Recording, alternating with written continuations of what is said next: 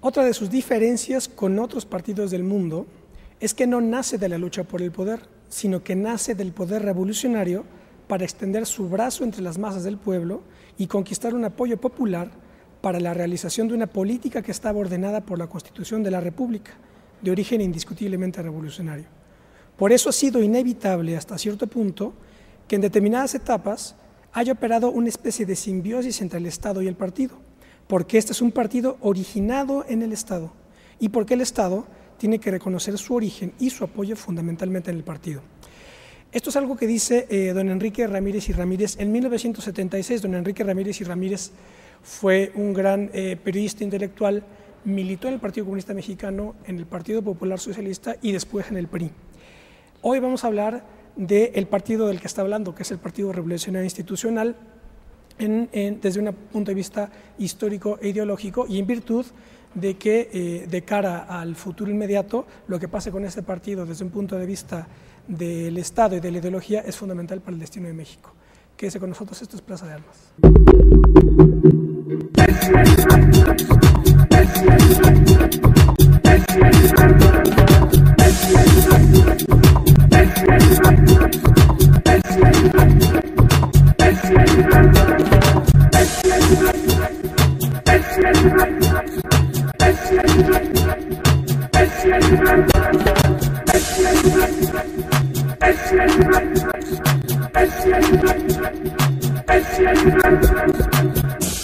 ¿Qué tal? Bienvenidos a otro debate de Plaza de Armas aquí por Capital 21. Les recuerdo nuestro correo electrónico plazadearmas21@gmail.com y nuestra página propia www.plazadearmas.tv. Bueno, ya les digo, vamos a hablar hoy sobre el PRI, una de las formaciones ideológicas y políticas más complejas de la historia americana, y ya lo dice don Enrique Ramírez y Ramírez, del mundo. Es un fenómeno bastante complejo.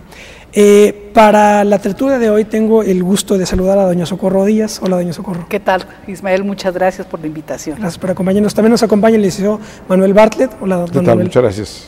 Y nos acompaña también Rafael Morales, analista de la UASL. Gracias, Ismael. Muchas gracias por la invitación. Bueno, pues aquí me parece, para entrar ya en la charla, me parece fundamental, digamos, estos dos planos de análisis. El plano de la dialéctica de poder real, la dialéctica de poder real del Estado, y después la configuración ideológica que se conjuga y le da un sentido determinado histórico a esa dialéctica de poder. ¿Cómo podemos hacer un balance en 2010 de esta formación tan compleja que es el PRI? Que es un partido que nace, como lo dice, esto es fundamental, nace desde el poder y desde el Estado, para después moldear a la nación e imprimirle un curso histórico. ¿Qué podríamos decir? Sobre todo porque, por ejemplo, ahora vemos en los estatutos que el PRI hoy se declara como un partido socialdemócrata. Entonces, ¿qué podemos decir? Si les parece, puedo hacer un comentario. Yo pienso que para hablar del PRI hay que empezar por reconocer que es un partido de carácter histórico en México, o sea, que es un partido que tiene una influencia determinante en lo que fue el siglo XX mexicano y que es un partido efectivamente atípico. Maurice Duverger, el famoso politólogo francés, creo que fue de quienes en su momento, los estudiosos, que más se aproximaron a lo que fue el PRI, o sea, una especie de frente amplio, una coalición, una alianza de fuerzas populares y gremiales, y también tenemos que decirlo con toda franqueza, de caciques, sobre todo de cacicazgos regionales, porque su antecesor, el PNR, se formó precisamente, se fundó en 1929, con el propósito de darle al país estabilidad y paz, porque está el país muy revuelto, unificar a los alrededor de 3,000 partidos locales que existían en ese momento, después de la fase armada, del momento revolucionario, y pienso yo amarrar, acotar de alguna forma a los caciques regionales. Entonces de esa alianza surge el PRI, y efectivamente en la época en que la Revolución Mexicana llega a su punto más alto, digamos, de transformaciones, de logros, que fue bajo el mandato del presidente Lázaro Cárdenas, es que se establecen condiciones de vinculación con los sectores más amplios de la población que le dan base de sustentación social muy importante al PRI a partir de una serie de transformaciones sustantivas, ¿no? Esa obra revolucionaria de Cárdenas, que habían empezado, por supuesto, los caudillos del norte, o sea, Calles y Obregón, con la obra de infraestructura que se hizo, etcétera, pero Cárdenas logra romperle la columna vertebral al latifundismo en México, ¿no? Y bueno, la nacionalización de los recursos energéticos, de recursos estratégicos para el desarrollo de la nación. Entonces, pienso que se da esta base de sustento social importante para el PRI. Segundo capítulo, una vez resuelto el diferendo muy severo entre el presidente Cárdenas y el general Plutarco Elías Calles, con la salida de Plutarco Elías Calles del país, el PRI, se establece, se hace rotunda la institución presidencial como tal, se establece la institución presidencial y el PRI opera a lo largo de varias décadas después como pararrayos del sistema político presidencialista en México, ¿no? Esta es la realidad. Dice usted, ¿cómo verlo a este partido histórico en la primera década del siglo XXI? Pues yo diría que lo ocurrido en el 2000, o sea, la pérdida del poder presidencial, trae transformaciones muy serias para el país y transformaciones muy serias para el PRI. Al perder la presidencia de la República, como un acto de sobrevivencia, digamos, de lógica de sobrevivencia política, el PRI traslada lo que Carpizo llama los poderes metaconstitucionales que tenía la presidencia de la República a los gobernadores de los estados. No, hace este traslado, sobre todo lo que tiene que ver con lo importante que es la política. Que es el enroque que se hizo cuando nace el PRI precisamente, ¿no? Articular esos poderes locales, ¿me equivoco? Así es. Y entonces del poder presidencial le traslada a los estados los poderes, sobre todo de designar sucesores. Y este hecho, yo me voy a quedar aquí en el comentario, si quieren lo retomamos luego, este hecho trae consecuencias muy serias para la vida política del país, para su desarrollo democrático e incluso para los contenidos, para la sustancia del Estado Nacional. A mí en lo particular me preocupa mucho el fortalecimiento de los cacicazgos regionales, porque los gobernadores tienden, por razones lógicas, a ver al país y al Estado mexicano pues desde el campanario de su parroquia, y de esa manera, viéndolo solo a partir de sus intereses regionales, se pueden cometer cuestiones tan serias, y nada más lo toco porque es un tema, por supuesto, que como mujer me agravia, el tema de la reforma en 18 congresos locales para penalizar, ¿no? Para volver un delito grave el hecho de que una mujer decida tener un hijo o no tenerlo. O sea, al penalizar el aborto, al criminalizar la libertad de conciencia de las mujeres, en la que participaron, por supuesto, los diputados y los gobernadores priistas y panistas en esta vertiente, creo que se evidencia que el fortalecimiento de los cacicazgos regionales, el fortalecimiento de los poderes locales, retrotrae el país hasta 1928, o sea, cuando no se había fundado el PNR por un lado, y por lo otro levanta sobre la integridad, sobre la fortaleza del Estado mexicano, formado a partir de muchas luchas de la reforma hasta nuestros días, riesgos muy severos frente a los poderes fácticos, particularmente en el caso que nos ocupa, ante el clero, ¿no? Ante el clero católico. Pero pues puede haber muchos otros casos que se levanten como una amenaza y como una preocupación. A mí me parece que este tema relacionado con el PRI que gobierna 18 entidades federativas, ¿no? Todavía, y no sabemos qué ocurra con Veracruz, Durango e Hidalgo, pero finalmente al día de hoy gobierna 18 entidades federativas, es un tema que hay que analizar pues con con prudencia, con moderación, con serenidad, pero sin cerrar los ojos ante riesgos que se están levantando, no solo para la vida democrática del país, sino para el presente y el futuro del Estado mexicano. Licenciado. Bueno, yo no me voy a remontar en la historia del partido, que lo ha hecho espléndidamente Socorro, sus grandes líderes, ¿no? Y su construcción como estructura política, como partido. Para ir más a lo que, con lo que termina Socorro, doy por muy bueno todo lo que dice ella, que es una mujer muy brillante.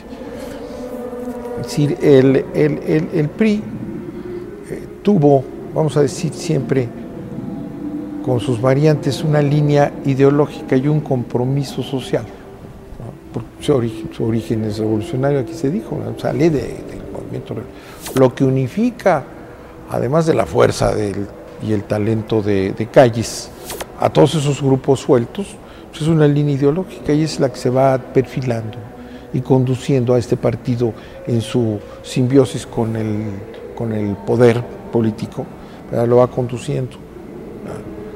En el transcurso de la historia mundial también, las relaciones siempre difíciles con los Estados Unidos, ¿no? El mundo bipolar, el rompimiento, todo eso tiene que ver con él. Pero ha habido una línea ideológica que está ahí, que ha estado ahí y que sigue estando ahí en las bases del partido. Con algunos cambios o los cambios que se dieron en el mundo, el PRI, ¿verdad?, se va transformando por ese problema del dominio de arriba hacia abajo, ¿no? Y esa línea ideológica que fue lo que nos unía y lo que mantenía esa estructura en todos lados había, con sus altas y bajas, ¿se acuerdan del proceso pendular, no? Dentro de la Constitución, a la izquierda o a la derecha, sin decirlo, ahí el péndulo sexenal. El péndulo, con un marco que tenía sus límites, ¿no? Al menos formales. Entonces, ese principio, que fue cambiando obviamente en el curso de los años, ese principio yo creo que se rompe, y es lo que define al problema PRI hoy, que es para mí un problema. Como lo dice Socorro, es importantísimo en el país, y tú también lo comentabas. El problema es que rompe el hilo ideológico. Cuando Salinas se suma abiertamente al neoliberalismo, entonces hay un cambio brutal. Hay quienes alegan, yo fui secretario de Gobernación con Miguel de la Madrid, que ahí empieza. Bueno, aceptemos. El hecho es que México desde arriba, sin consulta alguna, se afilia a la posición neoliberal, con todos los principios absolutamente ortodoxos del neoliberalismo. El neoliberalismo, así entendido, es lo contrario de la Constitución de la República, lo contrario, y por tanto lo contrario de lo que unificaba a este partido. Entonces es un partido que tiene una ideología impuesta que no corresponde a sus principios. Entonces ese es el gran problema desde antes de la pérdida del poder, y yo pienso que en mucho es por eso la pérdida del poder, porque Salinas, en todas sus turbulencias, ¿verdad?, su candidato muerto, pone a Zedillo, que no tenía absolutamente nada que ver con el PRI, pero era el cetro de presidencia del presidencialismo priista, ¿no? Y siempre fue un burócrata, tecnócrata, ajeno, y además aborrecido, enemigo del PRI mentalmente. Me consta a mí, yo trabajé siendo gobernador con el presidente, odiaba al PRI, Zedillo. Entonces ahí empieza, y obviamente Zedillo profundiza la posición neoliberal, ¿verdad? Y luego perdemos la presidencia en un rejuego que hace una perversión el presidente, que se acuerda que decía que hay que gobernar lejos del PRI, ¿no? Como decía, la sana distancia del PRI, que con una gran falsedad e hipocresía utilizó al PRI como se le dio la gana. Esa estructura de obediencia, de línea, etcétera, ¿no? De respeto que se fue, al perderse arriba se va perdiendo abajo, toda una serie de principios. Pero la entrada de los tecnócratas neoliberales y el apoderamiento de la presidencia y del PRI, pues transforma el partido, ¿verdad? Y entonces resulta que el problema del PRI es que ¿qué es el PRI si nosotros atendemos a la cúpula? Yo conozco al PRI, Socorro también, en su base. El PRI sigue pensando en sus principios nacionalistas y de soberanía, en la base, ¿no? Pero no la cúpula. Por ejemplo, ahorita Socorro tocaba un tema dolorosísimo. El que estén los congresos de los estados bajo mayorías priistas penalizando el aborto. Bueno, ¿qué es eso, no? Pero hay una presidencia del partido responsable de eso. Entonces ahí tenemos ese rompimiento ideológico, ¿verdad?, que hace que lo mismo daba que ganara Juana que Chana. Mientras esa cúpula siga dominando al partido, apoderada del partido, ¿verdad?, porque al perder el poder se quedaron ahí. Si se pierde el poder, lo que ocurre siempre en cualquier sistema democrático, ¿no?, pierde un grupo político la elección, pues se van a su casa y se discute qué pasó y se abre un debate y se nombra otra dirección. No, todos los que están ahí estaban en la derrota del tercer lugar de Madrazo, todos. Madrazo se fue, ya lo echaron a un ladito, pero ellos se quedaron y se quedaron así, ¿verdad?, metidos por el movimiento y el dominio, esta partidocracia que controla los palomeos y quién va a las cámaras. Ese grupito se quedó, ellos se palomearon, diputados y senadores, se quedaron con las cámaras y se quedaron con el PRI, y al quedarse con la cabeza del PRI se quedaron con el dinero. Bueno, este año Beatriz Paredes tiene cerca de 1,000 millones, y sin rendirle cuenta a nadie de ese dinero.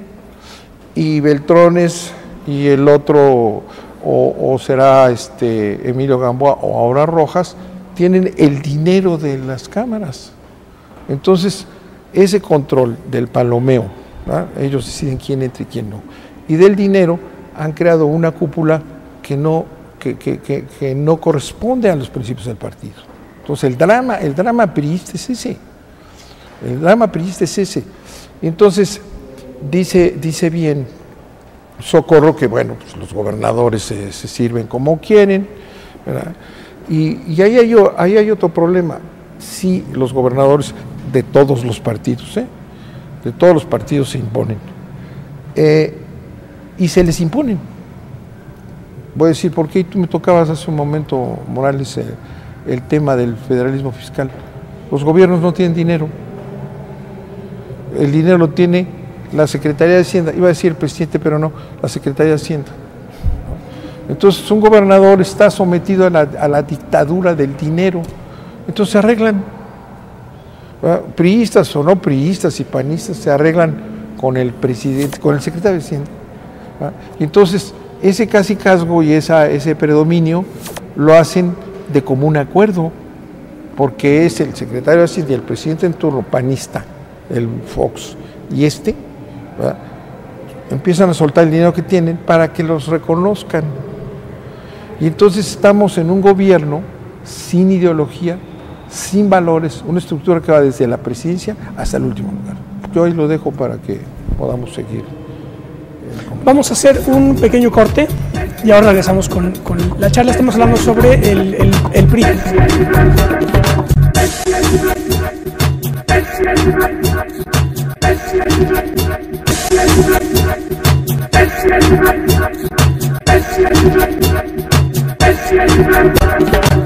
Bueno, ya estamos de vuelta. Esto es Plaza de Armas. Estamos conversando con don Manuel Bartlett, Socorro Díaz y Rafael Morales sobre el PRI, lo que es hoy ese partido, lo que puede llegar a ser y lo que ha sido. Rafael, no sé qué comentario quisieras hacer para también Bien, agregar brevemente, ya la maestra Socorro y el licenciado Bartlett ya han hecho comentarios muy importantes respecto a lo que ha sido el desarrollo del PRI y algunos escenarios. Yo quisiera referirme en este caso a la rebelión de las bases priistas que se dieron en la famosa 15 Asamblea, si mal no recuerdo, a propósito justamente del proyecto de Carlos Salinas de desplazar al PRI y crear un partido personal, ¿no?, a través de las redes de solidaridad. Me parece que para bien o para mal el PRI en sus orígenes fue un instrumento de la modernización social, fue desde luego el gran agente conductor que permitió la formación del Estado en México en el siglo XX, y ahora el PRI se presenta en este escenario también como un instrumento, como un espacio para la recomposición no solamente de la clase política en el país, sino también precisamente para servir como un agente de la democratización del propio sistema, ¿no? Entonces, a mí me gustaría un poco discutir cuáles son, digamos, las fuentes que tiene el PRI para poder justamente reconfigurarse, ¿no?, de manera interna, y pensaba en la 15 Asamblea del PRI porque ha sido, sin lugar a dudas, como un evento donde realmente las bases se expresaron y se rebelaron ante lo que creían que era una instrumentalización por parte del poder presidencial. Con Salinas esto. Como reacción justamente a la política del presidente Carlos Salinas, que desplazó a las corporaciones, que desplazó, digamos, ese poder que tenían las corporaciones internamente, y que buscaba desde luego pues crear un partido que le permitiera digamos, permanecer en el poder de manera transaccional. Ahora, creo yo que el PRI sí tiene esas bases, creo que en el PRI existe esa militancia que podría volver a revelarse como lo que sucedió en la 15 Asamblea, pero, y aquí me gustaría regresar al tema de los gobernadores, el problema es que no hay un relevo generacional de esos gobernadores que se quedaron con el poder real del partido a nivel territorial. Es decir, se manejó mucho que con la llegada de la gobernadora de Yucatán, con el gobernador del Estado de México, se había dado ya un relevo generacional, pero en el fondo lo que tenemos son gobernadores del PRI desideologizados, muy pragmáticos, pegados a la televisión, que en realidad no están refuncionalizando al partido en los estados, en los territorios, que es finalmente donde la militancia tiene vida, en los comités municipales, en las asambleas locales, y pues desgraciadamente ese escenario no se visualiza. Me gustaría ver un PRI como el PRI de la 15 Asamblea, donde realmente se rebeló ante lo que creían que era una instrumentalización, pero no veo ahora ese escenario, digamos, en el mediano plazo. Bueno, sí creo que hay ahí un tema real, el tema de una ausencia fáctica o práctica de dirección nacional, precisamente por esta especie de dispersión, de balcanización que se está viviendo dentro del PRI. Y eso es por una parte. Por la otra, sí, un excesivo pragmatismo, ¿no? Un abandono real de lo que fueron pues las ideas rectoras del PRI. El PRI nunca fue un partido muy doctrinario, lo voy a decir con franqueza, ¿no? Ese es el tema. Para el PRI había 4 valores sustantivos: la justicia social, digo que esta era una realidad, la defensa de la soberanía nacional, las libertades fundamentales, o sea, las libertades, las garantías individuales contenidas en la Constitución, más atemperadas en términos de defensa, ¿no? Y la democracia, que fue un concepto que apareció un poco tardíamente en la vida del PRI. Unos amigos míos y yo nos dimos un tiempo a la tarea, que me pareció un ejercicio interesante, de analizar cronológicamente la aparición conceptual, ¿no? O la asunción conceptual del compromiso priista a lo largo de sus asambleas nacionales. E hicimos incluso una larga tira de conceptos desde 1929 hasta los años 80. Ya después lo abandoné como tarea, sobre cómo se iban incorporando y desincorporando conceptos. Como ejercicio académico me parece que fue un ejercicio interesante. El último de los grandes conceptos, digamos, de los conceptos rectores a los que me he referido, ¿no? Justicia social, soberanía nacional, libertades y democracia, el último en aparecer fue la democracia. A mediados, creo que fue en una de las asambleas que le correspondieron al presidente López Mateos, ¿no? 1963, 64. Apenas aparece el concepto de democracia, o sea, un poco tardíamente. Pero finalmente, sin ser muy doctrinario, las bases del PRI han sostenido estas ideas como ideas rectoras, como ideas claves para sus batallas, para su discurso, para su compromiso, ¿no?, de gobierno. Y siento muy abandonadas, lo digo con toda franqueza, este tipo de ideas a partir de una visión excesivamente pragmática, ¿no?, que este es el hecho. Y todo esto ha generado algo que me parece necesario decir, una percepción o una opinión de que los triunfos del PRI, sean los triunfos electorales de este año, del próximo o del 2012, no significan un avance democrático, sino una restauración autoritaria. Y esto creo que es una percepción que los priistas más responsables están obligados a considerar en serio para su toma de decisiones o para la toma de decisiones que se hagan y para establecer estrategias más responsables con la sociedad mexicana y con el país. Porque no hay mucho de dónde escoger, digo, hay que verlo con, Manuel habla del PRIAN y de la vinculación doctrinaria que se da entre el PAN y el PRI, digo, esto es también un hecho real, pero esta idea muy ufana de que el PRI iba a arrasar en las elecciones para gobernadores del 4 de julio pasado, y que a partir de esto va a arrasar en las elecciones del 2012, yo creo que se ha visto atemperada por la realidad y que se va a ver más atemperada por algunos otros hechos, porque en sectores muy amplios de opinión existe la idea de que con el PRI vendría la restauración autoritaria, ¿no? Este es un tema. Pero usted defendería esa tesis también, que por principio cualquier triunfo del PRI tendría que ser interpretado como una restauración. Pues mire, en la medida yo no lo defendería así. Yo no soy no, pero lo que le quiero decir, existe una percepción de esta naturaleza. Claro. Lo que a mí me parece importante es, por ejemplo, que en la lectura de las elecciones recientes, en las que ni el PRI perdió tanto como sus adversarios dicen, porque finalmente mantiene la mayor parte del territorio nacional bajo su gobierno, ni tampoco ganó tanto como sus estrategas decían que iba a ganar, ¿no?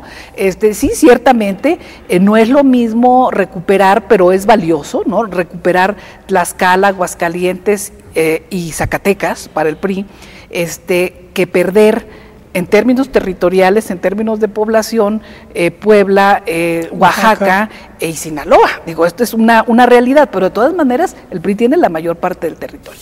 Ahora, yo pienso que esas pérdidas, ¿no?, las pérdidas de estados históricamente priistas, vamos a decirlo de alguna manera, con cacicazgos muy fuertes, en el caso de Oaxaca, por decirlo, en el caso de Puebla, más atemperado por su ubicación occidental y norteña, el caso de Sinaloa, ¿no? Pero yo creo que los priistas tendrían, o su gente más responsable, que verlos no como una grave crisis, sino como una oportunidad.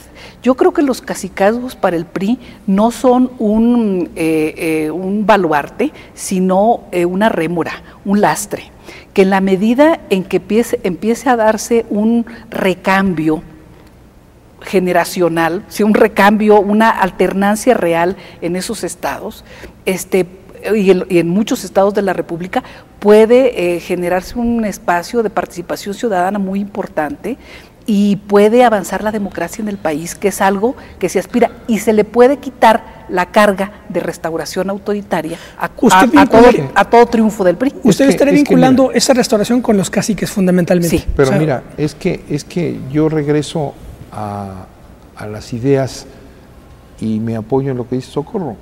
Hay ideas fuerzas, ideas rectoras que están ahí y son esas, ¿no? Justicia social, soberanía, lo que sea. que son la creencia de la base priista, de millones.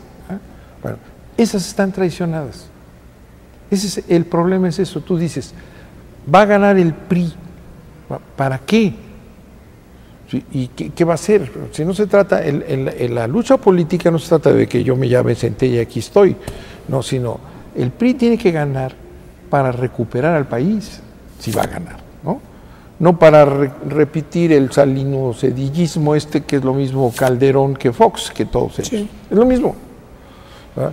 Entonces lo que se necesita es recuperar al PRI para que estos valores son la esencia de una vida democrática en el país, porque la democracia no son las elecciones, la democracia es la democracia social, la democracia en términos generales, ¿no?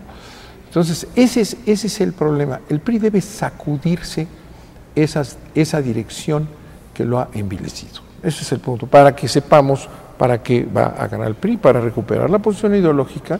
Ese es el único sentido que puede tener un triunfo del partido, de mi partido, ¿no? Si van a ganar para restaurar el salinismo, pues imagínate que es el compadre del panismo.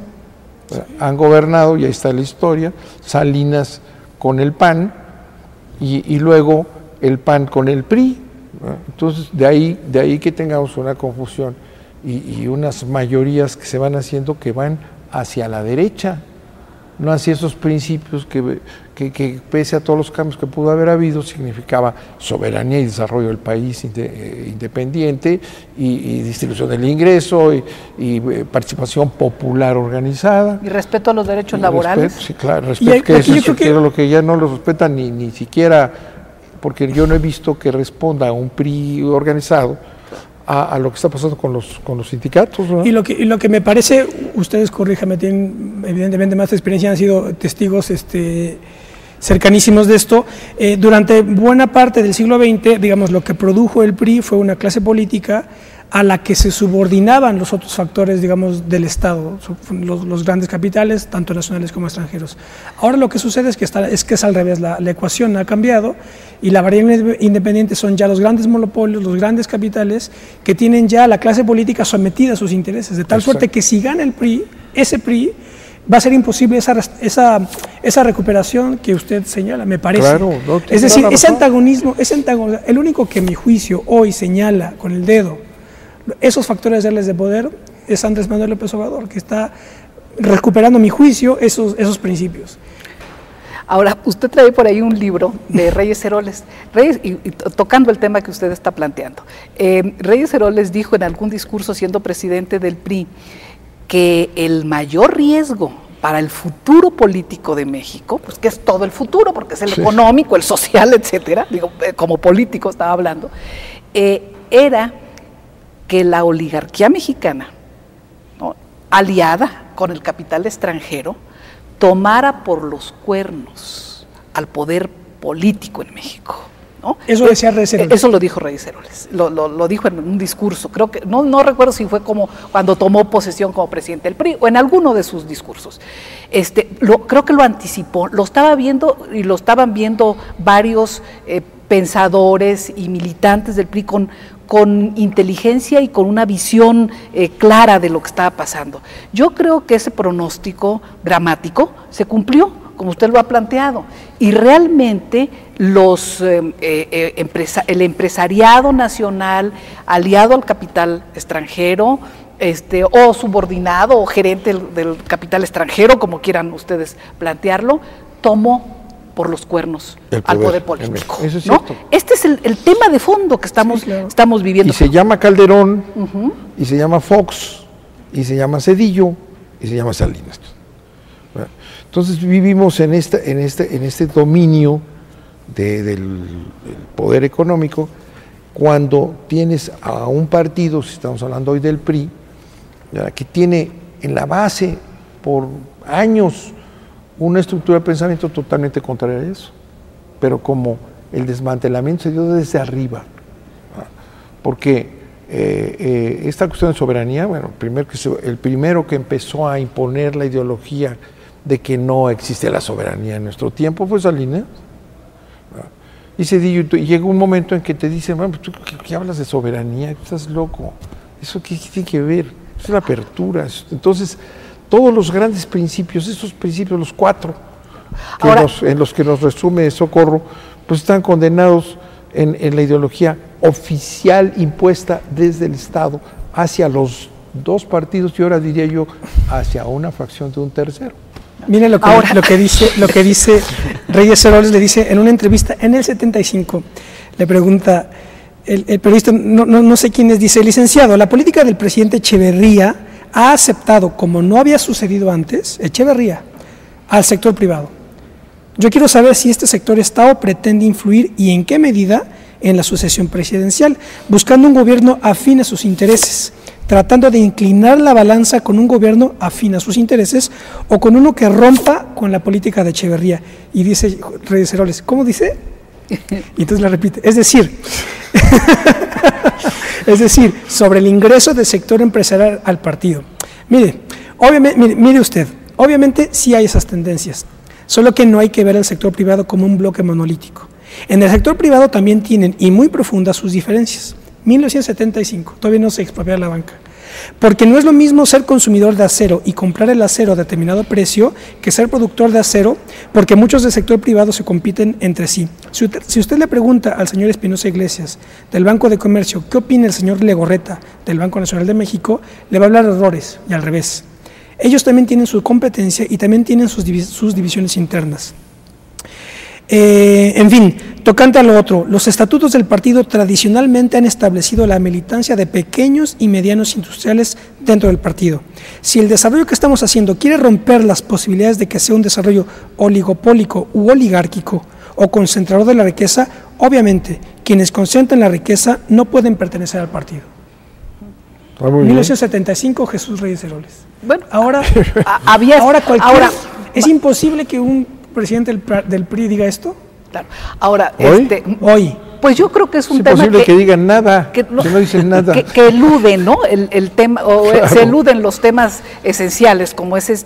Y a mí me llama mucho la atención que personas que se dicen de trayectoria revolucionaria y de militancia popular, para aspirar a un cargo de elección popular o a un cargo de dirección de partido, lo primero que quieran hacer, me pesa, me duele, por el nivel de desclasamiento que significa y de falta de autoestima que significa, que lo primero que quieran ir a hacer es ir a tener un desayuno con gente rica o que se dice rica, en el club de banqueros o que vayan al club de industriales de acá, creo que es el club de industriales, perdón, ya el de banqueros está medio... de banqueros está en el extranjero. Exactamente, es al club de industriales. Si aspiran a dirigir un partido que se dice revolucionario, pasan a desayunar al club de industriales con un grupo de personas de dinero. Si quieren dirigir, aspirar a un cargo de elección popular, pasan al club de... Digo, me parece que es una confusión muy seria.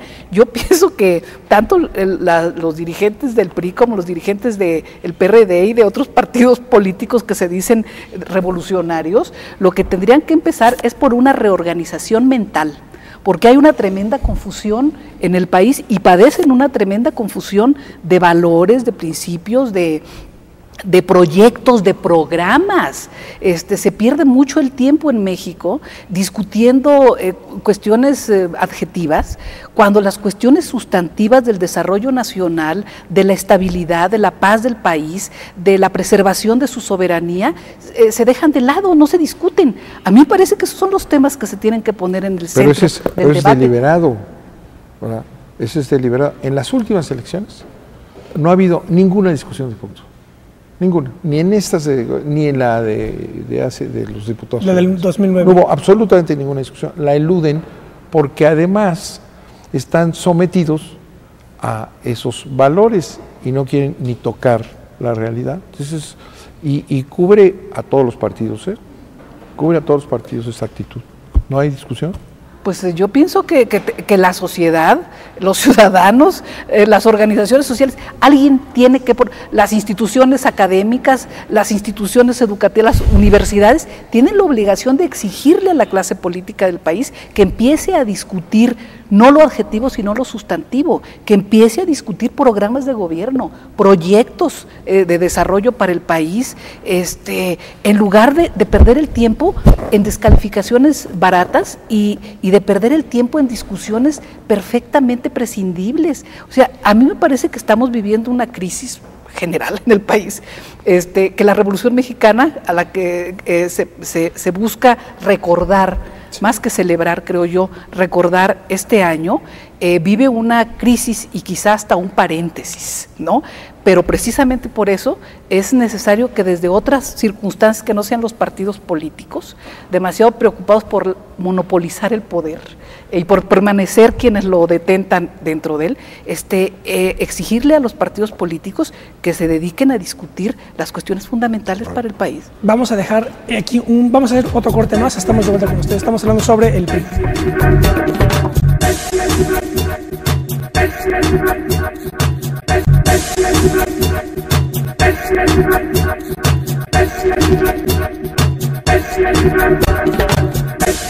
Bueno, ya estamos de vuelta, este es el último bloque de Plaza de Armas. Estamos conversando con don Manuel Bartlett, doña Socorro Díaz y Rafael Morales sobre lo que puede quedar del PRI, cuál puede ser el futuro. Recuerdo, hay una tesis de Antonio Gramsci que dice, la utilicé en el programa anterior, cuando hablamos con Rosalvina Garavito sobre el PRD. Gramsci dice, ninguna formación ideológica perece, muere, antes de haber expresado y agotado todo su contenido potencial. Podemos hacer la misma pregunta para analizar cualquier partido, es decir, el PRI ya dio todo lo que tenía que dar de sí, o todavía queda PRI para más. El problema aquí es que mantiene el poder en muchas... Sí, el problema, volvemos a lo mismo, que dices, pues el PRI tiene el original, estos 4 principios que nos da Socorro para no perdernos más, esos son absolutamente indispensables hoy, en la concentración del ingreso, en el dominio del capital extranjero, en la falta de soberanía, en la invasión y ocupación de fuerzas externas en el país. No se necesitan esos principios. Ahí están, siguen siendo válidos.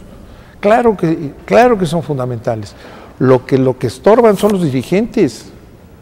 Esos son los que estorban, porque sigue esa tradición cupular, ¿no?, de la línea, y esos son los que estorban, para que surjan estos que han creído siempre en esto y que te dicen, no, hombre, que va a regresar el PRI, pero no ese, no esos, ¿verdad? Esos son los que hay que sacar del PRI. Yo tengo esta certeza, el PRI tiene mucho que dar todavía, o sea, porque tiene mucha base.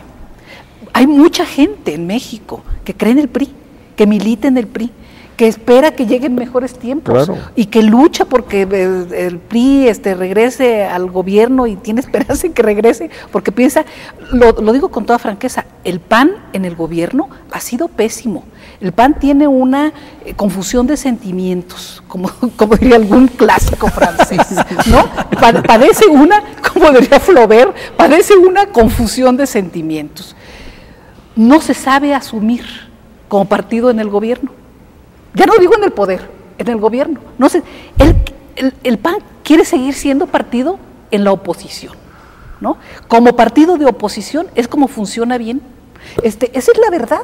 O sea, no asume responsabilidades. ¿Cuál sería esa clave para convertirse en un partido de poder y en un partido nada más en el gobierno? Pues cierta eficacia, digo, en el gobierno, y lo que no tiene es eficacia.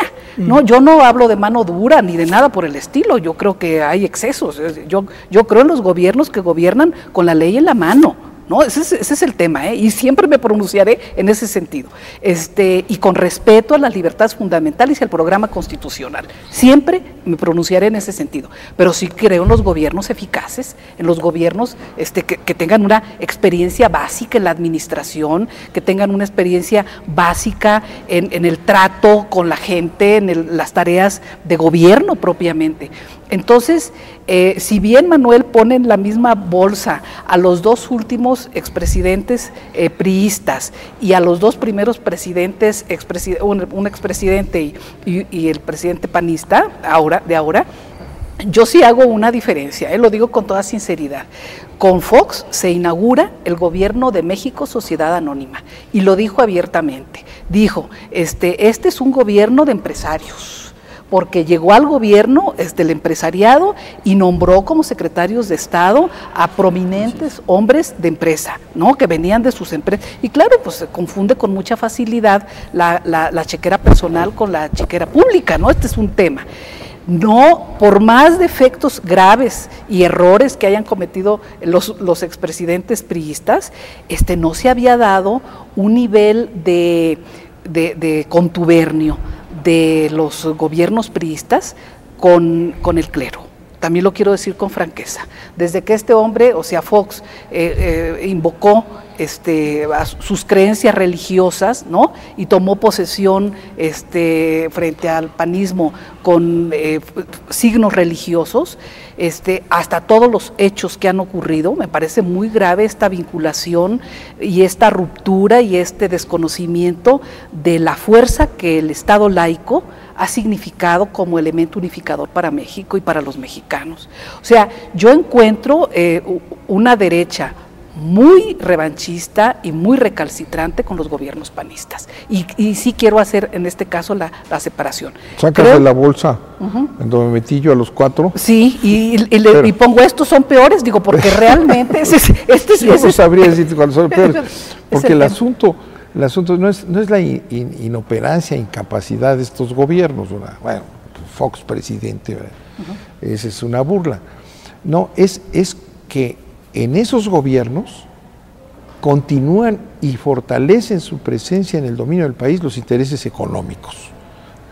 Muy tontos, muy incapaces, pero sigue avanzando, porque eso es lo importante. Entonces el poder, la entrega del poder a los sectores económicos. Sí, efectivamente. Y es lo que estuvo subordinado, digamos, a la ecuación del PRI nacionalista. El PRI tenía, vamos a decir, dentro de todos estos que decíamos péndulos y pendulares y lo que sea, y corrupciones enormes, ¿verdad?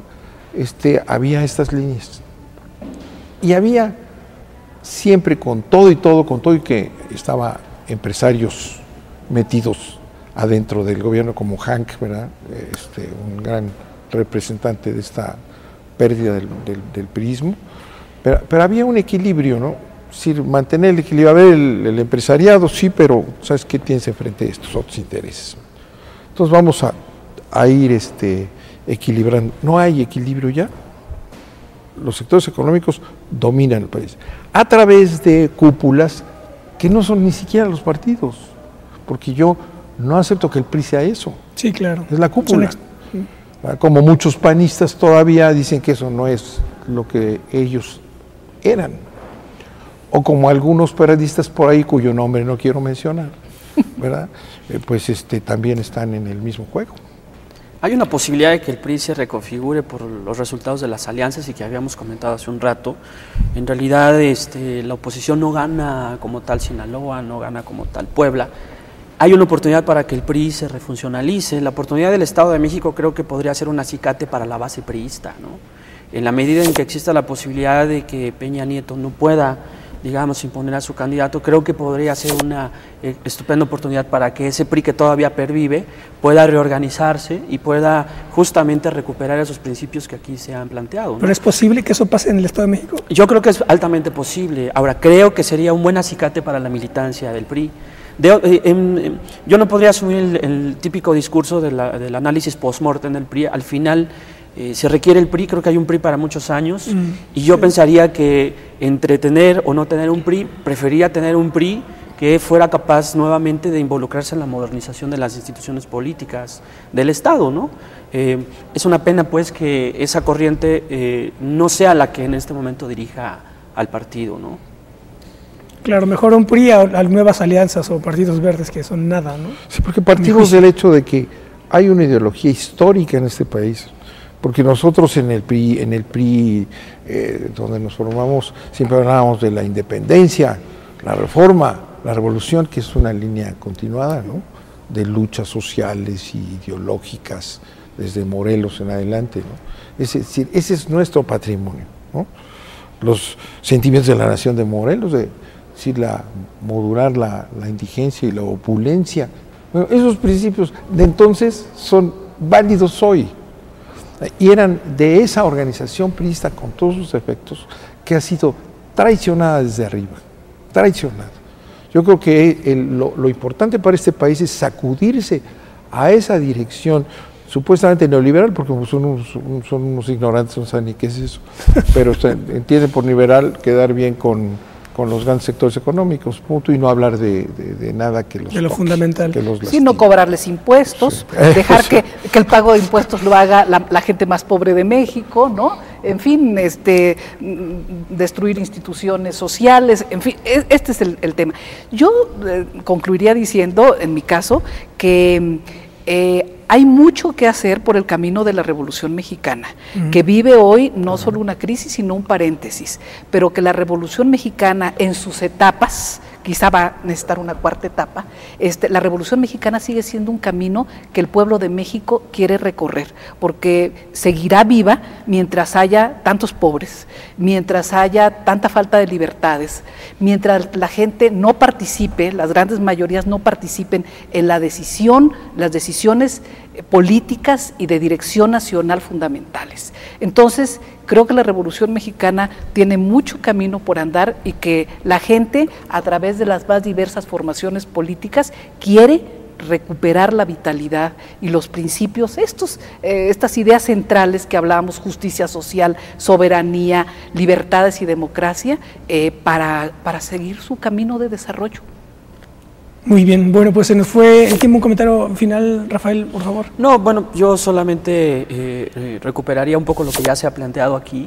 Me parece ser que la dirigencia actual del PRI es una dirigencia que solo ha buscado acomodarse a la nueva circunstancia, que ha tenido un discurso opositor, pero muy contradictorio, porque en realidad se ha venido asociando con el gobierno. Entonces realmente resulta un discurso esquizofrénico criticar al socio con el cual pues compartes decisiones, y al final de cuentas creo que la propia militancia no tiene una lectura clara de qué es el PRI, hacia dónde va el PRI y por qué critica al grupo en el poder con el cual viene tomando decisiones desde 1992, 94, ¿no? Muy bien. Muy bien, bueno, pues les agradezco muchísimo, don Manuel, doña Socorro, Rafael. Gracias. Muchas gracias.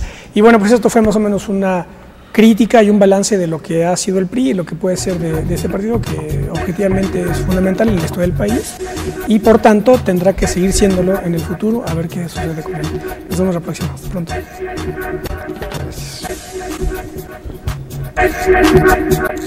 Gracias.